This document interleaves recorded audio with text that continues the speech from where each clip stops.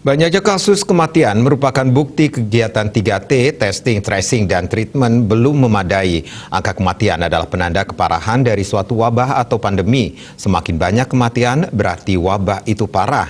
Angka kematian juga menjadi indikator dari terlambatnya penanganan dari situasi wabah.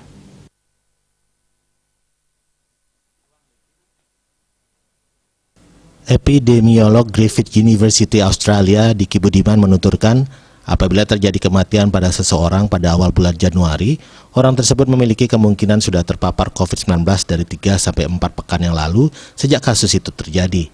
Artinya bila dalam lamanya masa itu orang tersebut tidak dapat dideteksi lebih awal ataupun mendapatkan pengobatan di fasilitas kesehatan dan meninggal dunia.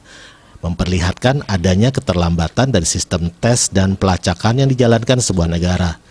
Satu kasus kematian itu harus menjadi pelajaran penting dan berharga untuk dicari tahu di mana lengah dan lemahnya untuk diperbaiki. Satu kematian sudah sangat berarti menjadi suatu tamparan dalam tanda kutip terhadap program pengendalian pandemi negara.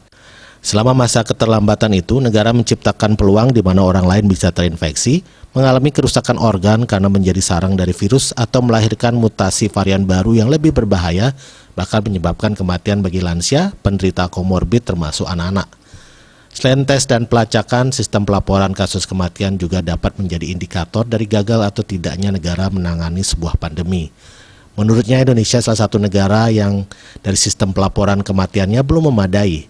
Artinya angka kematian di masyarakat bisa jauh lebih tinggi. Dia meminta pemerintah Indonesia untuk tidak cepat berpuas diri dengan angka kematian yang nampak masih sedikit. Seringkali terjadi di negara berkembang, puncak kasus kematian dapat diibaratkan sebagai fenomena gunung es. Sedangkan pada masyarakat, ia meminta untuk tidak ada yang menyepelekan bahaya Omikron dan terus disiplin menjalankan protokol kesehatan, karena kasus kematian yang rendah akibat varian baru ini tidak terjadi karena Omikron lebih lemah dari Delta, tetapi karena cakupan vaksinasi yang sudah lebih luas dalam masyarakat. Bali Post melaporkan.